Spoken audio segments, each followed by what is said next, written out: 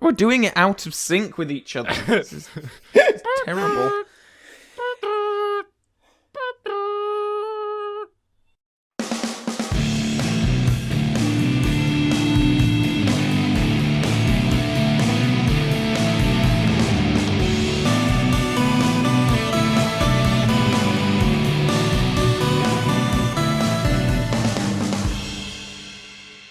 Hello everyone, yes, it's Diminishing Returns, the first one of 2019. Isn't this lovely? Woo.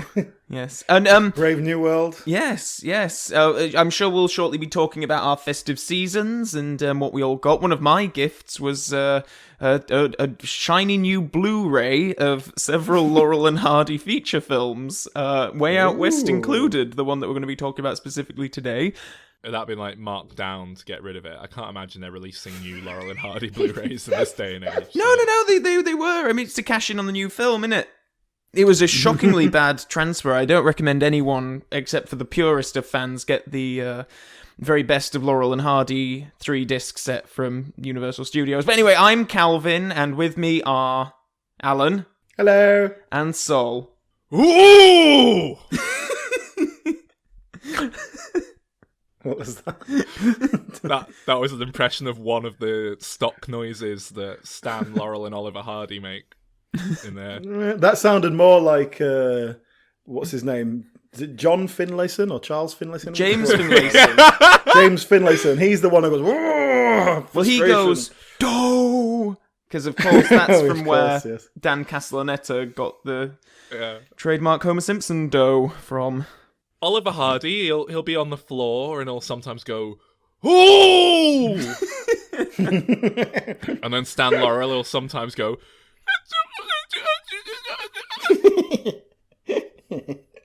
That's pretty much all I've got without doing like the physical actions for you to see. You can introduce me and I'll twiddle my thumbs. He has got a very... I mean, I suspect we are going to look at Way Out West, the feature, and then a couple of the shorts. But I suspect we're mostly going to be talking about Laurel and Hardy in general because there was nothing sort of specific in these films that I really felt the need to talk about in detail. I mean, so we've picked Way Out West to look at specifically just because it's... We kind of want to do an overview of them, but that is the film that's generally regarded as the definitive Laurel and Hardy feature, the best one, isn't it? Yeah, Way Out West. yeah. And it's also the one where it looks like, from the trailers of the new film Stan and Ollie, they're recreating parts of it, notably the dance. From it, yeah.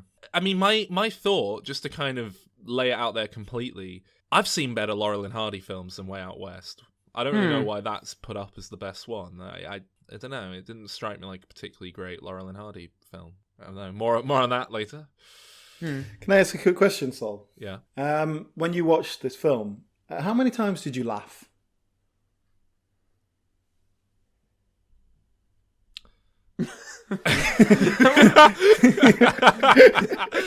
Yeah, that's what I thought. To be completely honest, I was struggling to stay awake, to register what was even like a gag. Supposed to be funny, because there's long dead stretches between jokes, and there's bits where they'll just do a dance for 10 minutes. This is what I was thinking actually, because I was thinking, you know, I've seen Laurel and Hardy stuff before, and there's occasional moments where you go, "Oh, that's a nice, clever bit of physical comedy," but it's never like on the level of like what Chaplin or Buster Keaton does. But it's just. But then I always think, well, you know, it was of its time. It was very funny. Maybe it was groundbreaking. I don't know. People really liked it. But then I sort of occurred to me when I was watching this. Is this the 1930s equivalent of Mrs. Brown's Boys? Do you think in like several decades' time, people will look back on Mrs. Brown's Boys? They'll look back on it and it'll be revered as like a classic because the masses loved it. Like Shakespeare. Yeah. It was just trash for the fucking public who didn't know any better, but because it's old, everyone loves it. I don't know. I don't think that's true. I think there's a reason why most people would know Laurel and Hardy over, let's say, Our Gang or what are the names? Thelma and Zazu, Charlie Chase. Chaplin. Charlie Chase. Chaplin. Well, yes, Charlie Chaplin people know, obviously. But Laurel and Hardy were just one of many Hal Roach comedic pairings stars, and they have, stood the test of time. I don't think it's fair to really compare them to the silent clowns like Chaplin and Keaton either, because they were doing something very different. They were doing like real choreographed silent comedy. Their stuff was like real legitimate art, but Laurel and Hardy is more like, it's from vaudeville, isn't it? Or vaudeville. It's born out of a very different. It's a different craft, I think. It's a different way of approaching what they're doing. So they're closer to Abbott and Costello. That sort of like much more variety act kind of stuff. Yeah. Because Laurel and Hardy did get their start as a partnership in the silent era, and they made several silent films, but I think it's the sound shorts that are probably the most well-remembered. So, I mean, I think I'm going to be kind of in between the two of you today, because I know, Calvin, you're a huge fan of Laurel and Hardy, and you listen to the songs on your music devices sometimes. And they Look, On the Trail of the Lonesome Pine is a great song. Whereas Alan, I know you think they're just interminable and like painfully unfunny, and I do think they're not very funny, and none of the humor is really aged remotely well, and it isn't funny at all. But I also think there's a real undeniable charm and a sort of just likability and a sense of warmth that comes from the two of them, and I think that goes a hell of a long way towards making their stuff sort of nice and watchable in a way. I think you hit the nail on the head there, because I must say I haven't watched these films in a fair few years now, so coming back to Way Out West is a bit fresh. What you said earlier on about how there are just long stretches without gags, and you're sort of wondering, where's the joke here, what's going on, and like when they're just sort of coming onto that woman in the back of the cab, like that's a good 5-minute sequence, and there's no real joke to it. I almost wondered if I'd seen a weirdly edited version of it, because the way that scene ends is so abrupt, but I think that's just not, like, nowadays you wouldn't dream of ending a comedic scene without having a little button on the end, a little gag just to cap it off, where I think we're so accustomed to American sitcom writing formula that it just feels weird to just kind of not finish on a joke. But but there is a warmth between the two of them, and certainly their stuff isn't as polished as like Chaplin or Keaton, who, I mean, I don't know much about the filming process, but it certainly feels a lot more slapdash is probably too harsh a word, but I don't get the sense that Way Out West took, 4 years to make. Like, they're just churning them out. I think slapdash is probably quite accurate. It feels very much like they were, just coming up with, similar to a lot of comedy stars and comedy filmmakers nowadays. It's like, it's that approach of, it's the Will Ferrell school of comedy, where you just go out and you kind of make stuff up on the fly and grab what you can, roll That's cameras. working out well. Yeah, but I think it's the old school equivalent of that. Here's a scene, stands thrown together on the fly. Oh, cool. We'll make it work. I don't know. That's complete conjecture, but that's what it feels like. No, I mean, and you just touched on it there. But of course, I think it's commonly known now that Laurel was the sort of the brains behind the operation. Like, Hardy was a very good actor, and he's my favorite of the two for sure, but really? He would very much like turn up and do what he was told, and that is a huge surprise to me. What? I would have pegged you as a Stan Laurel guy. Really? Yeah. Oh, because he's the sort of prim proper English guy with yeah, but Hardy's the bully, and that was Calvin really relates to. Oh. I'm genuinely really surprised by that. That flies in the face of everything I know about you. Oliver Hardy is the R2-D2. Stan Laurel's the C-3PO. I don't think of Stan Laurel as being that, like, prim and proper and all this, because he's an idiot, isn't he? And I don't often favour the idiot savant characters. But Oliver Hardy is also an idiot. He's just like an arrogant idiot. Yeah, I prefer that. Arrogance is funnier Because it's funnier when he's deflated than when just stupidity is misguided stupidity. Yeah, I think Oliver Hardy might be the funnier character. But in terms of likability, I definitely prefer Stan. I think he's got a real likable presence, whereas Ollie is just there to kind of almost be an antagonist. And can I ask, Calvin? How is in terms of the characters that they play, did they all develop over a couple of years, or was it pretty much as you were from the beginning? Oh no, the first few shorts that they were together, before they were an official team, there are some where there's one, I think it's called From Soup to Nuts, which is one of my favourite of theirs, where they play like Soup homeless people. and nuts. They play homeless people, vagrants who are like in a park, and then they take over this rich man who's away on safari's mansion, and it's like a bit of a farce.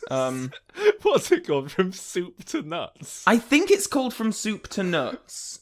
Yeah, but I'm not 100% it's sure. a common phrase. Anyway, it's that was one of the first ones where you really Ollie, saw them. My nuts are all full of soup. It's not anything to do with the nuts together. Have you never heard the phrase "soup to nuts"? No, I don't know what it means. It's like it means everything. Like a meal, you start with soup and you end with nuts. What? Nuts for dessert? Well, yeah, maybe after dessert. The 30s were fucking weird, man. Oh no, it's not that one. Sorry. Oh, that was a pointless tangent, wasn't it? Let me see.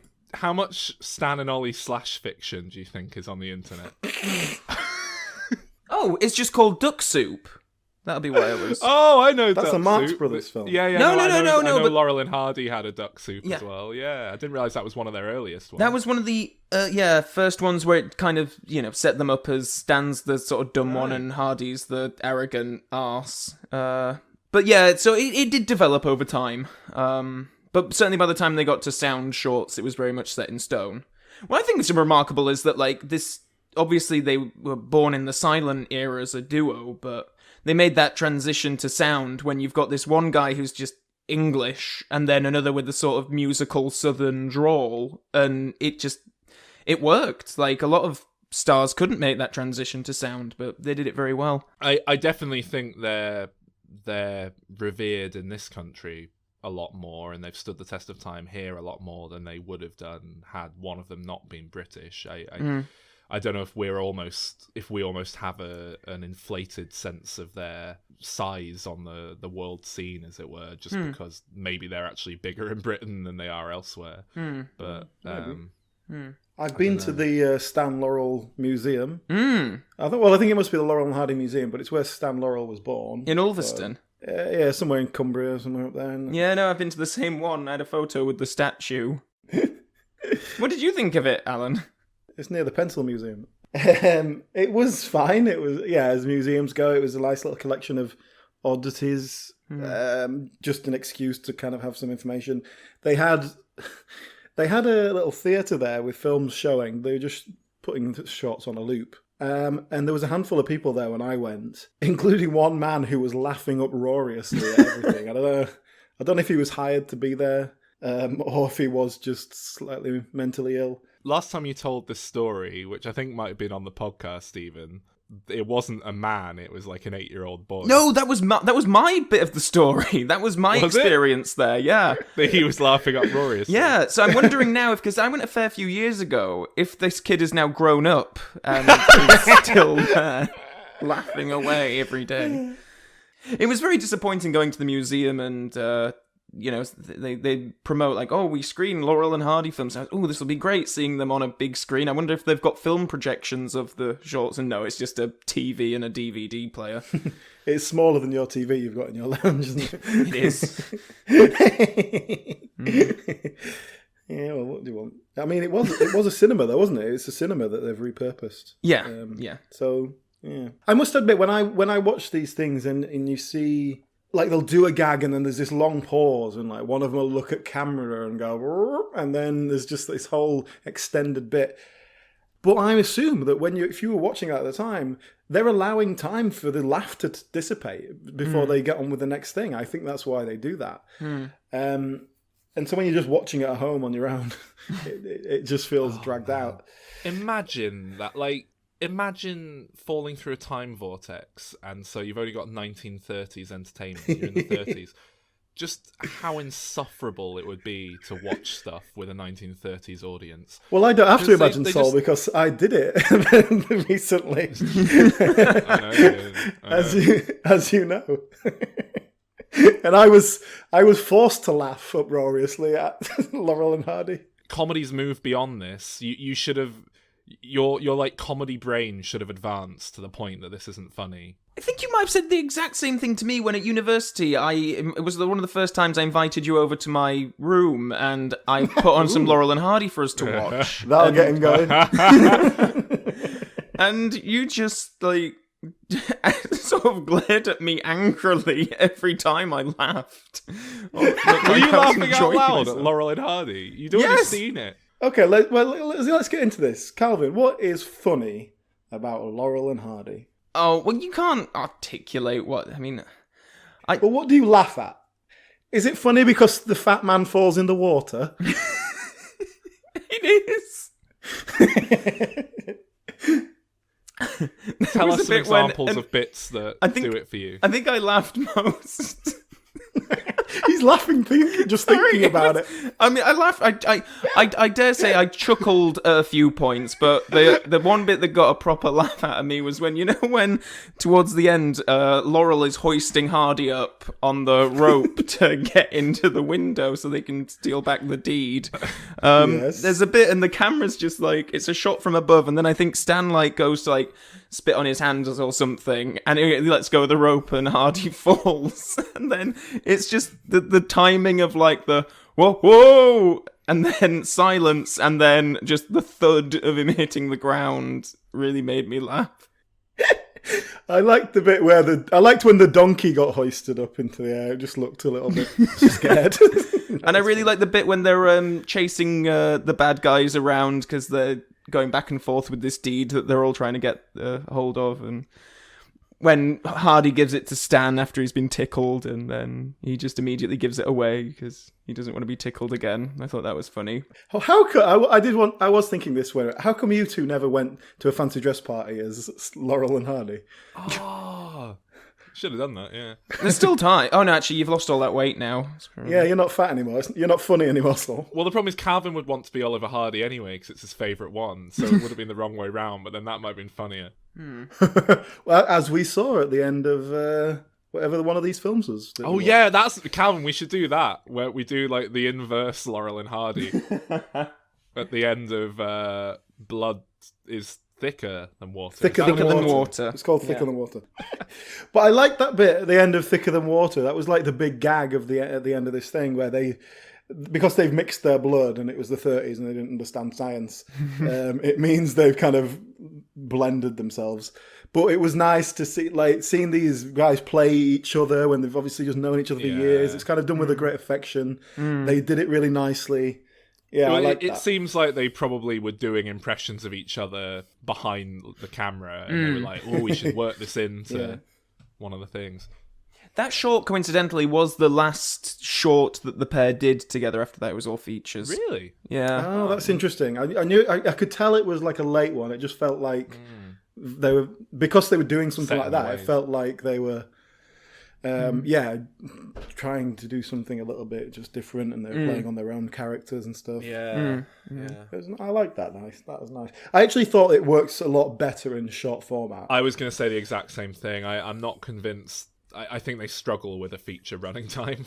Well, a feature runtime is only a 6-reeler, isn't it? It's like it's only an hour long. It's not really a feature.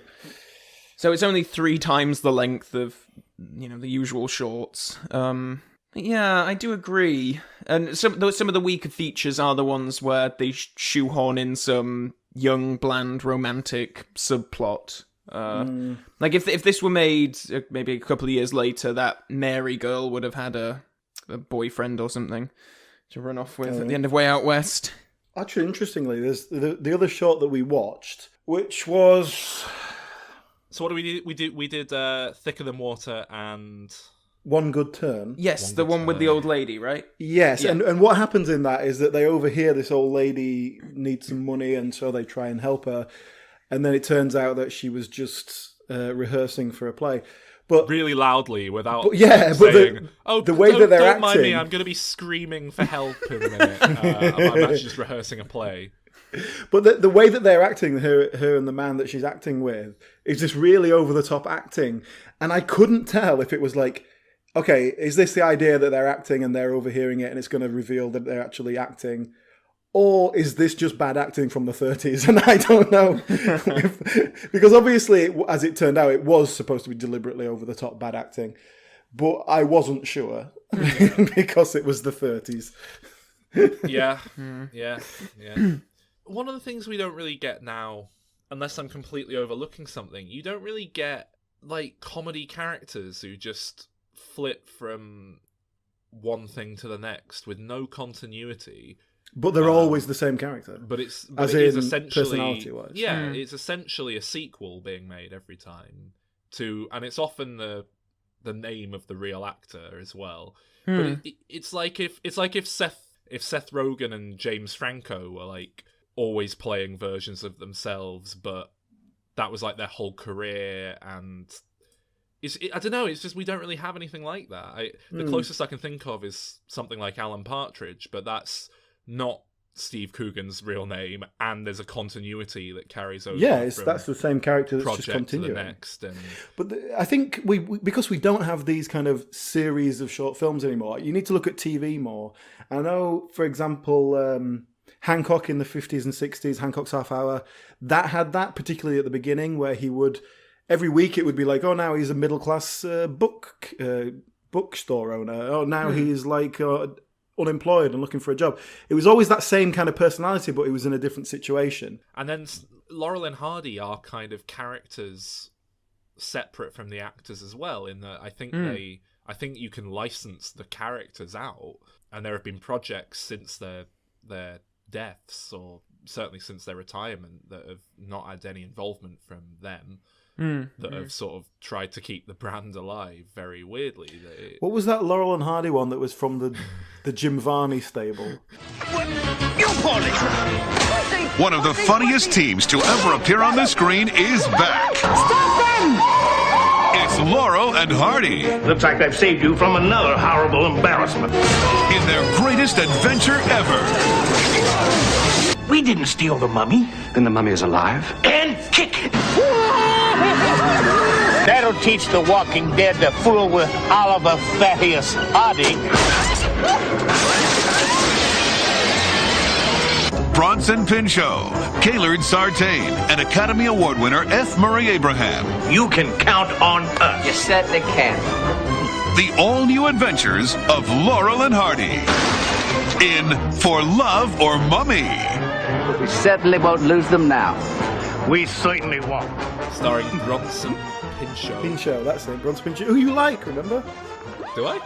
Look him up. You remember, see what you like him from, because you've liked him before. Bronson Pinchot, twice. Stan Laurel. Yeah, go on. I've Two liked films him you've twice. liked him. Yeah. Oh, he does look on familiar. this very podcast. True Romance. Oh, I do Yeah. like him. Beverly Hills Cop. There you go. Yeah, he's good. I bet he does a good job as Stan. Calvin, do you want to know the canon middle names that were added for Laurel and Hardy that I assume this film invented? I know it's Oliver Norval Hardy. No. Oh, what? Oh, No, that this film- film. Oh, sorry. This film's changed it then. Oh, yeah, no, it's something like Oliver Fatty Bum Hardy or something like that. Yeah, it's Oliver Fattius Hardy That's and it, Stanley yeah. Phineas Laurel. Yeah. Calvin, in the world of Laurel and Hardy fandom, how does this film is it accepted? Oh, no, it's completely forgotten and just disregarded, discredited. Well, what about Scooby-Doo meets Laurel and Hardy?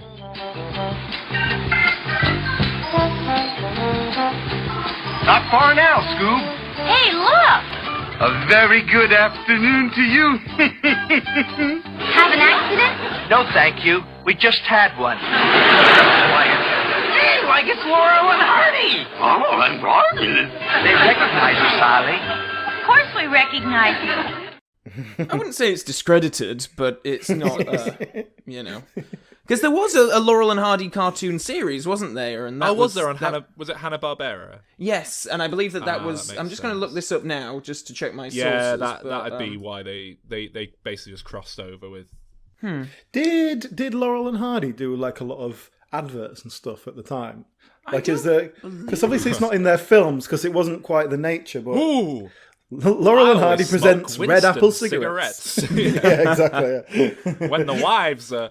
Ollie, we should let the wives finish up mowing the lawn while we have a nice Winston cigarette. The only... Ooh! That's another nice cigarette. I'm imagining him, he's mowing the grass and the lawnmower like goes over his foot and he sort of goes, "Oh!" and grabs his hat and then hops on one foot. And then it's a close-up of his shoe and the leather's all cut up, but his foot, his toes are wiggling around. And then he like holds up his foot and looks at it, and then he looks at camera, and then he looks at his foot again, and then he goes over to Stan, and he sort of claps him round the back of his head, and it knocks his hat off. And then he rolls over the hat with the lawnmower.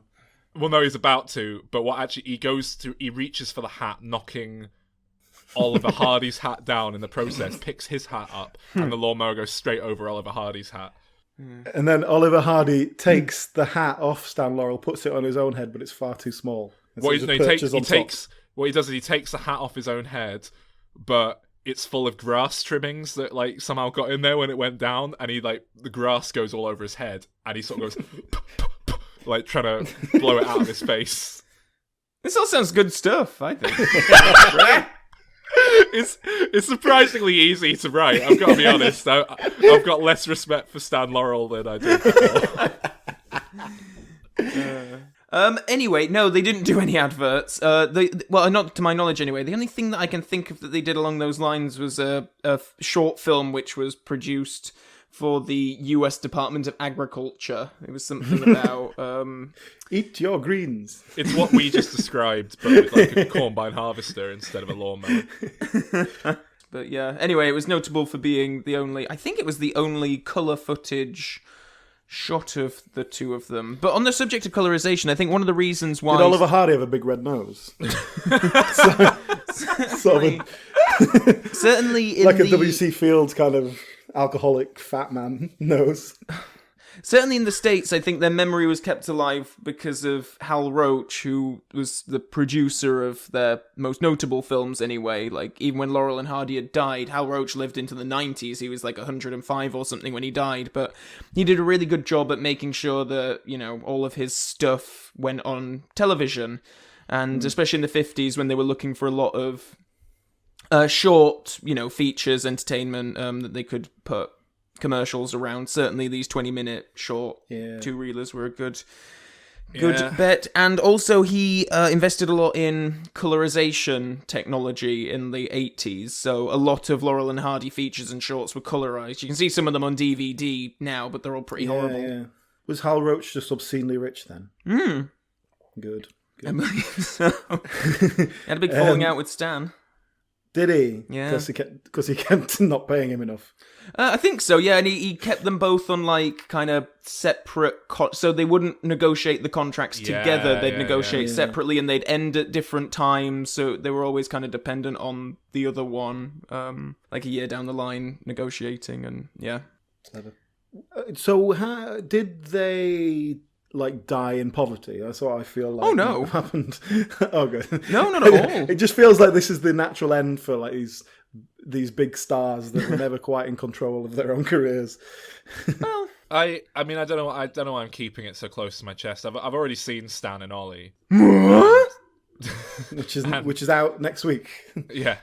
I went to quite an early advance screening, and it's surprisingly it's very much the latter days tale of Stan and Ollie. I was expecting more of a typical biopic overview.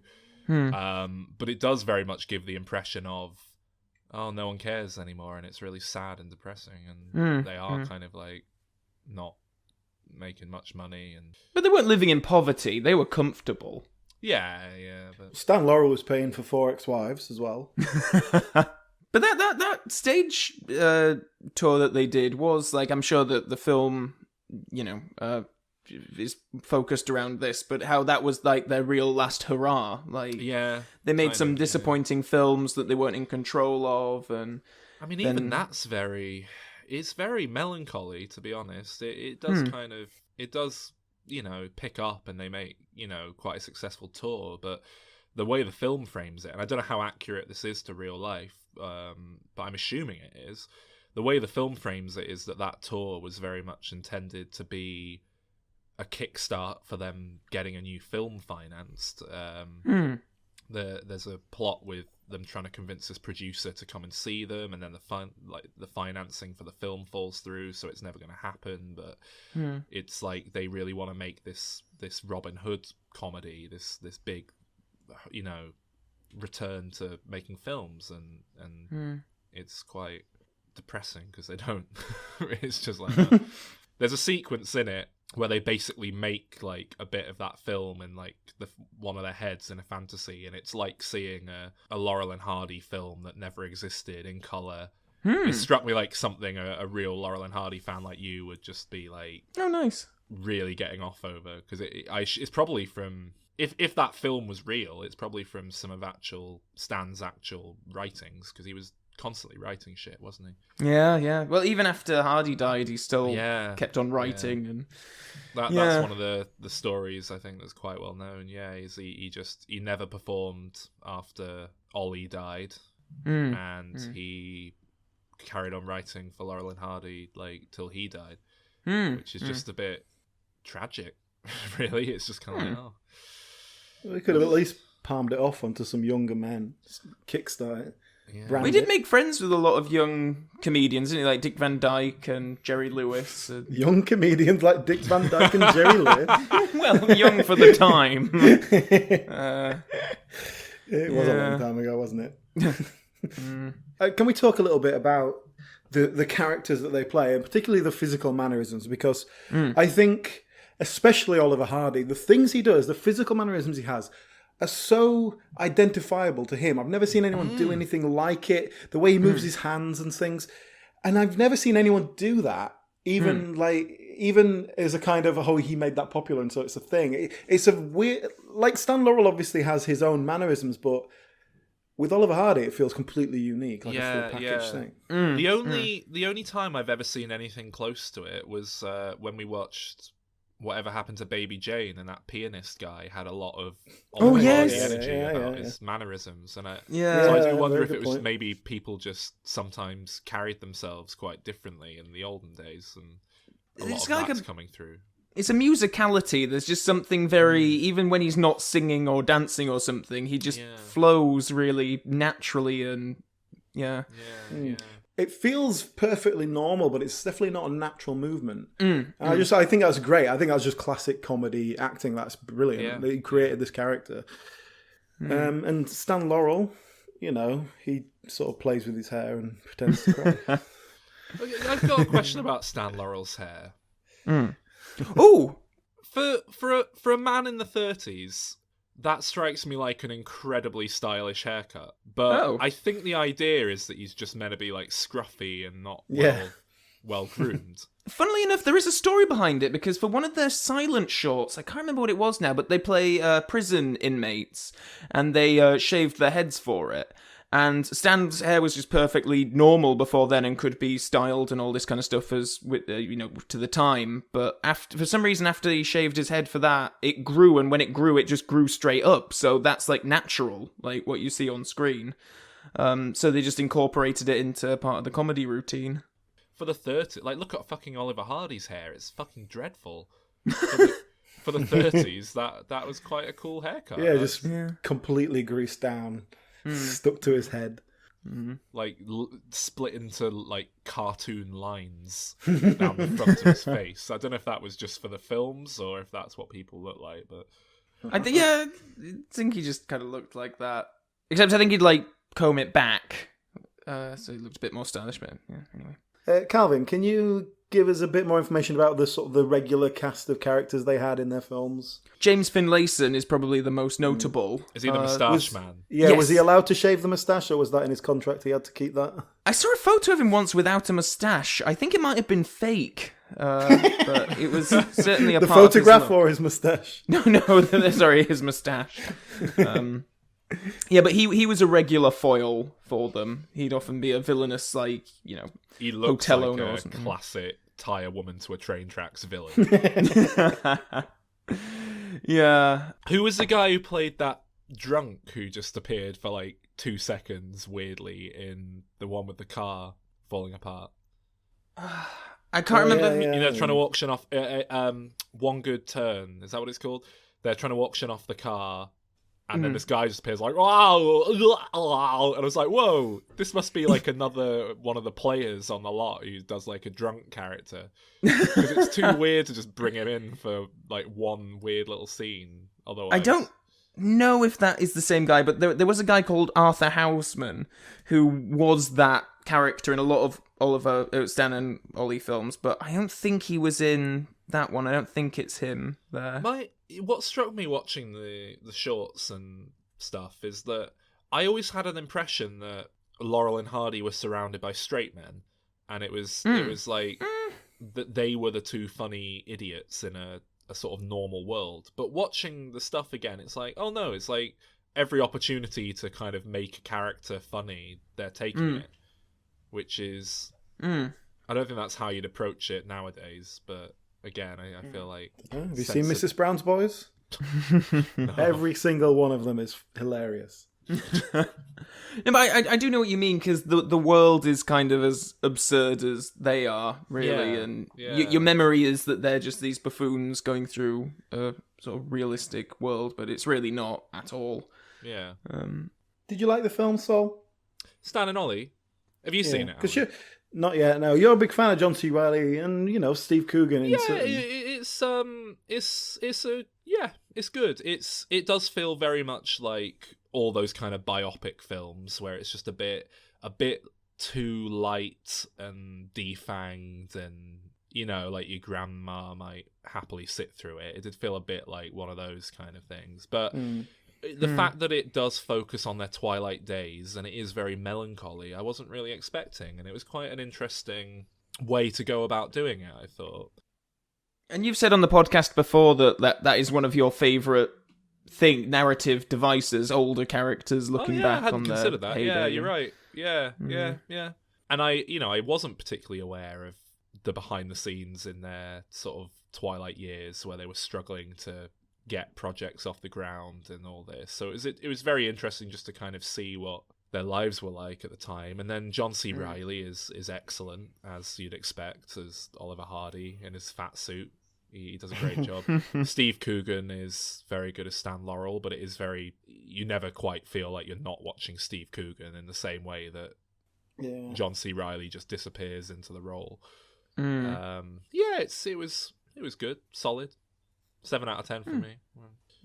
Also, if you go and see Stan and Ollie, there's a nice little cameo from Alan Turing at the start. Did you see him? Very prominent in multiple shots. Alan giggling away at. Really? You see me in the trailer. I watched the trailer. And It's footage. I mean, we know that Alan loves Way Out West because you can go and watch in the cinema. Watch Stan and Ollie and you'll see Alan like fucking cracking up watching Way Out West in the cinema. Yeah, it should be clear that we weren't actually watching anything while we were filming that. He's watching, the bit, I think it's quite famous, where it's like they're sort of doing a dance and it's like a weird back projection thing that they're dancing in front of. He's watching that and he's just cracking up. It's like the funniest thing he's ever seen.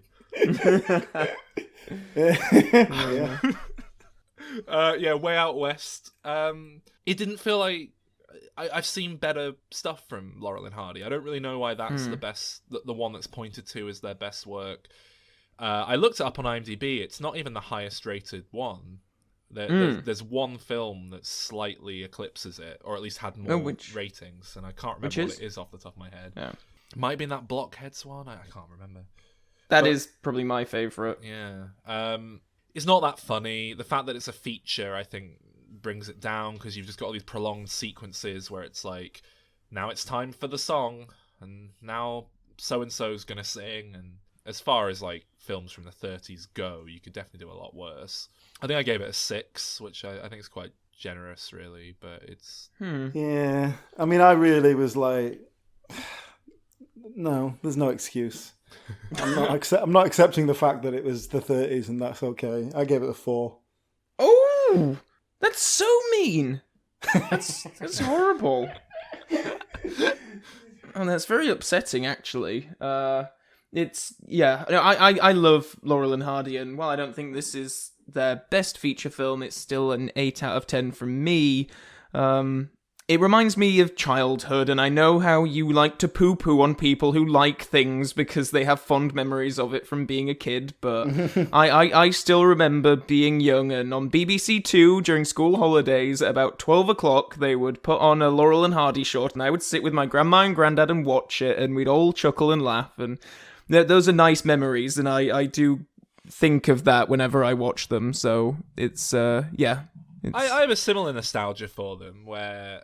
like, I was like, oh, what? We've run out of cartoons. The cartoons have stopped. Oh, it's Laurel and Hardy. That's almost a cartoon. I guess it's on in the background.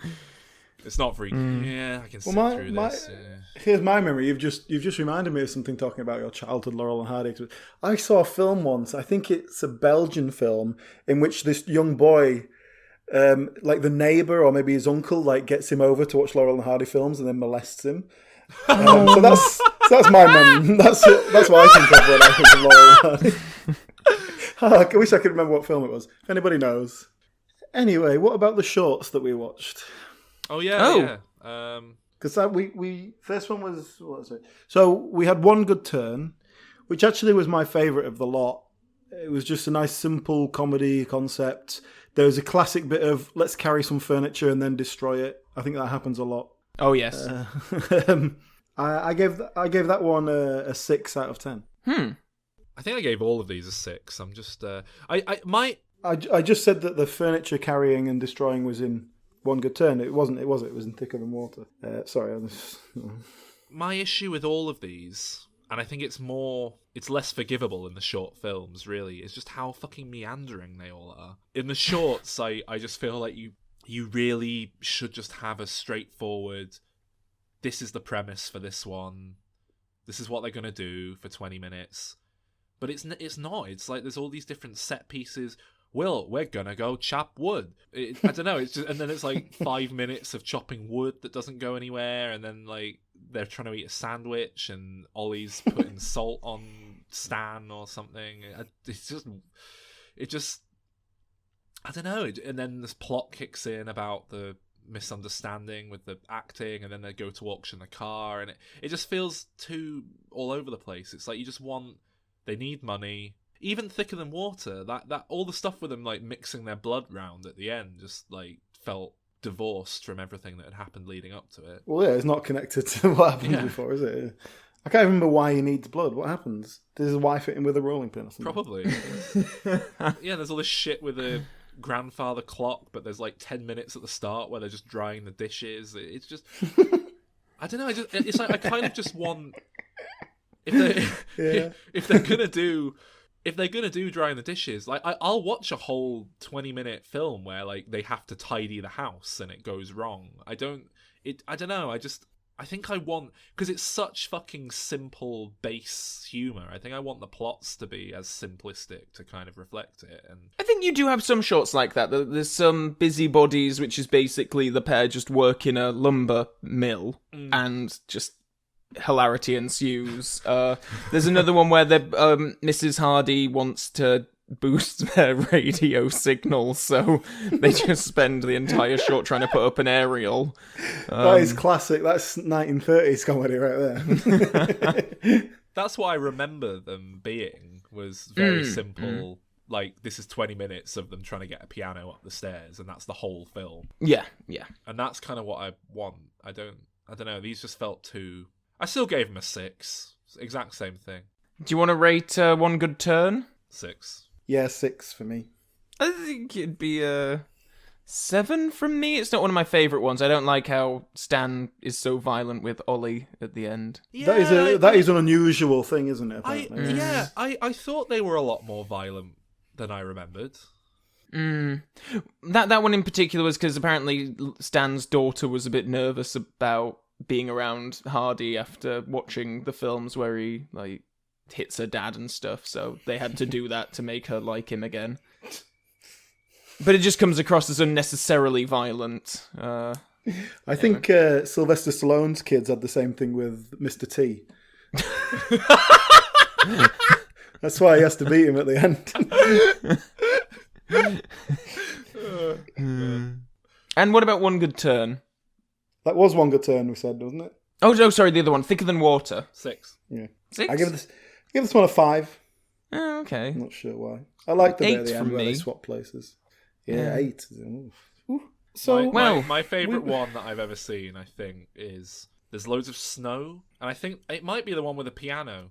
But like, did they do another one with a piano? No, I think this might be the one that I showed you where they're like street musicians. And I have strong memories of this. Small memories, weak memories. I'm pretty sure that's the one that I showed you where they're street musicians outside and they're like busking and then they get into a snowball fight with some neighbour who's pissed off about their playing, and then they accidentally hit this like really aggressive looking woman and she comes over and like destroys their hits them with her rolling pin.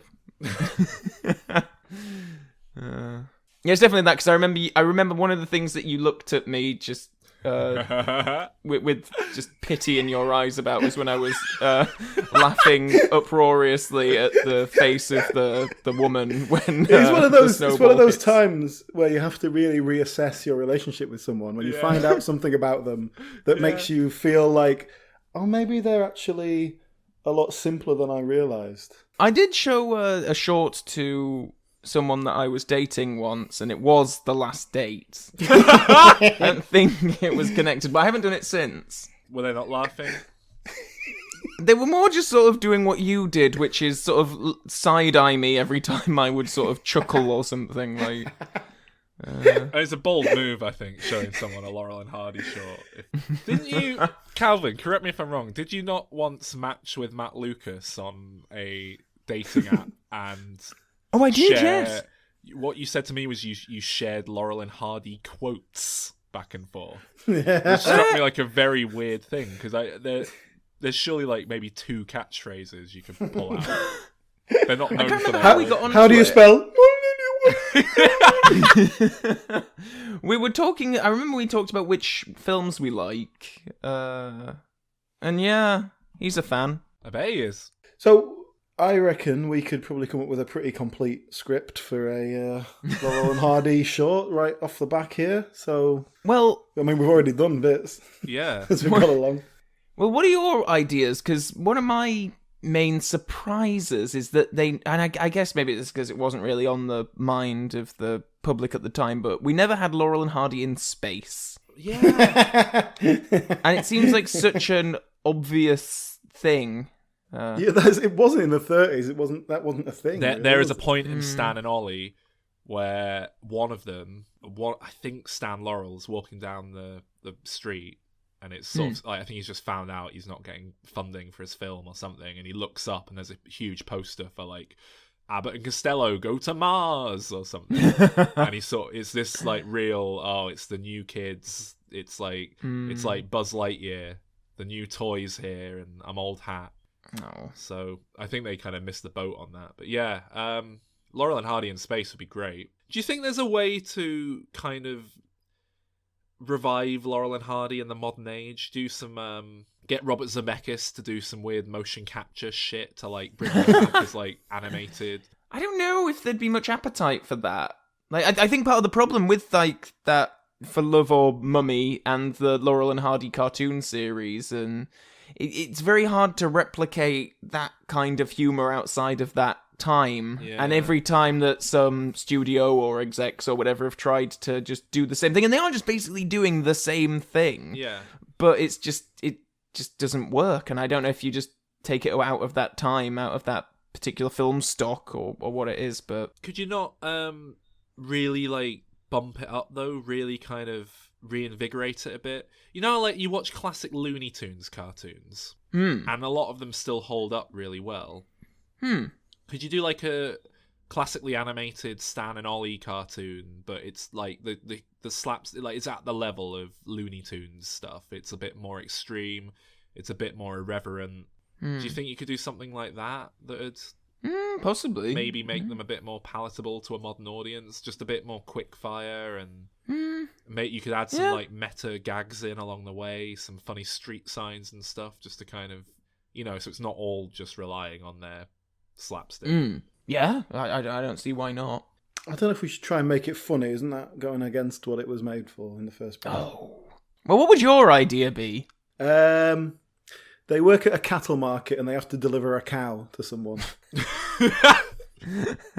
It's just them trying to move a cow for 20 minutes. I don't know if they ever had to move a cow. They definitely had paired up with a chimpanzee in a few. Oh my god, I need to see that. I mean, it was a you know, someone dressed as a chimpanzee. Oh, that's not as good. Yeah. I mean, if they've got a cow, Stan is definitely going to sell it for magic beans at some point. I think at some point one of them has to suckle milk from the teat. Okay, let me throw some scenarios at you, and you can make them funny, right? Okay, right. So Laurel and Hardy have got a job as projectionists at a cinema. Right. Okay. So the reel needs changing. Yes. And Ollie goes, "Go and fetch me that reel." And Stan, go and fetch me the reel. Yeah. And sort of like twiddles his bow tie. And Stan picks it up, but it like unspools as he picks it up, and he goes, "Oh, oh, oh," and starts like rolling around, getting tangled up in it, trying to put it back together, and it's just getting all around him. And then he's like running round, and he runs back into like round the corner where Ollie is, and looks at him, but Ollie hasn't noticed him. And then he runs back over to the spool, and he sort of keeps running back and forth and like scratching his head, going. And then, meanwhile, the reel has run out, and James Finlayson is the cinema manager downstairs, who's getting really anxious. He throws his hat on the floor and jumps up and down. People are throwing popcorn, and then.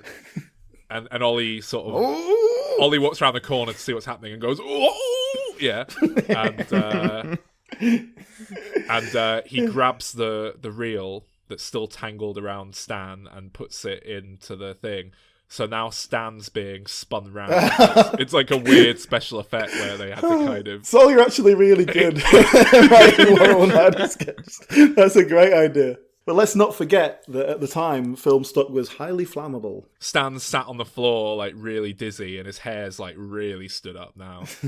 And so Ollie sort of claps him around the back of the head and says, Go and get me some milk duds, or whatever. Milk duds? Well, I don't know, whatever. Go and get us some confectionery treats, or whatever. Fuji fruits.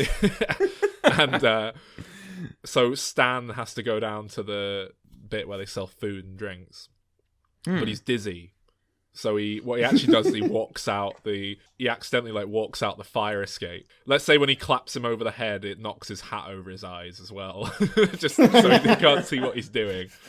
And so now he's walking around the street outside, and the footage they're showing, it's like a parody of that train coming towards the screen, but it's like a big truck. And Stan walks into the street, and this truck goes and crashes into the cinema, like through the screen. And everyone's like terrified, and the guy with the moustache goes, "No!" and then in the rubble, it goes to like smoke, and as the dust settles, Oliver Hardy sat in the rubble with like looking dishevelled, and he looks at Stan, and then he looks at camera, and then he looks at the rubble around him, and his hat's broken and everything, and then he looks at Stan, and he sort of straightens his cuffs out, and then he says the line. Were you waiting for one of us? Yeah. All right, well, here's another nice mess you've gotten me into. And then... Well,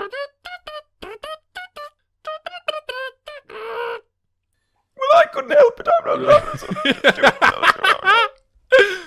Perfect. That was really good. It's a shame you weren't working in the 1920s and 30s at the Hal Roach studio. It's like I can just write episodes of Frasier effortlessly. I can do it with Laurel and Hardy as well. They're obviously on the same level. I got another scenario for you, okay? Ollie gets a job on a radio station giving advice to people. I like that already. And Stan Laurel is his brother, who's a bit uptight. And James Finlayson is their dad. Yeah.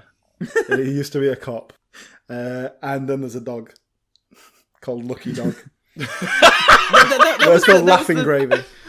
Oh, well done. You remember. It wasn't just an accident. My one in space would be Laurel and Hardy are in, like, they're like cleaners at Cape Canaveral or something. And because it's the 50s, they're sending, like, a dog into space or a chimpanzee or a cat or something. It sounds very close to... I saw I saw, like, a few scenes from a film when I was younger on TV. Oh, no. I'm plagiarising. I think it might have been Abbott and Costello. And what basically happened was, I think they were cleaners or something who went to, like, clean the rocket ship that was going to space, and it's equipped for monkeys or chimps. Oh. And there was just a protracted, like, really extended sequence where the fat one was, like, strapped down into the chair and the machine kept feeding him bananas and brushing his teeth because it was designed to do that to a chimp. And he was just there, like, having bananas shoved in his face. And then there's the Carl Pilkington space program. Yeah, this kind of... Then the footage got sped up and it just kept doing it. It was very weird. But this sounds like it might be similar to your idea. Oh, never mind then. Well, in mine, they'd get to Mars, and then there'd be little green men there. And no, you know what would be a really great ending? Ollie's so exasperated, and then they get to Mars, and all the aliens are played by Stan Laurel, and it's just like loads of...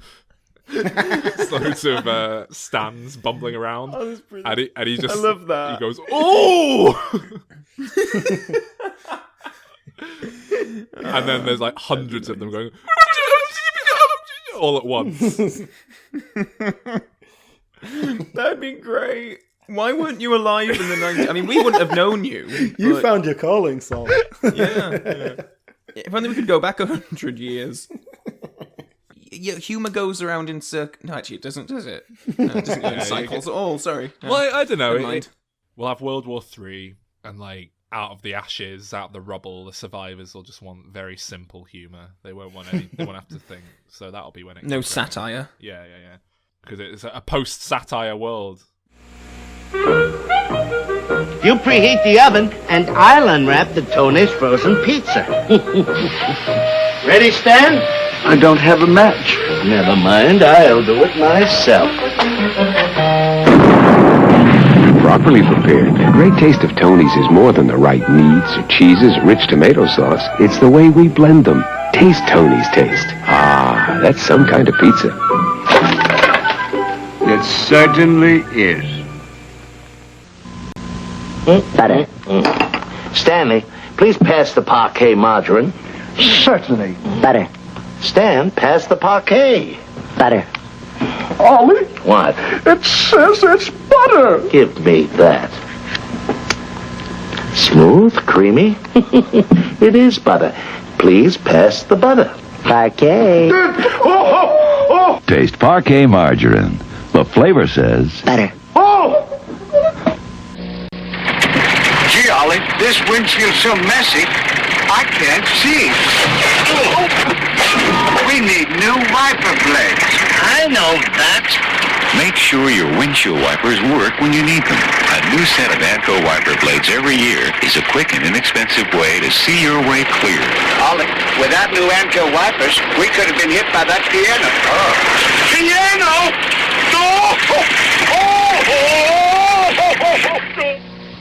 Arby's presents Beef and Cheddar. Today, Stanley, we're going to build an incredible Arby's Beef and Cheddar sandwich. Be right back, Ollie. First, a scrumptious dressing.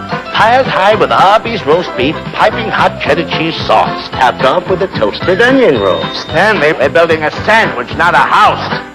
Oh, ho, ho, ho. I'll do that. Share and share alike, Ollie.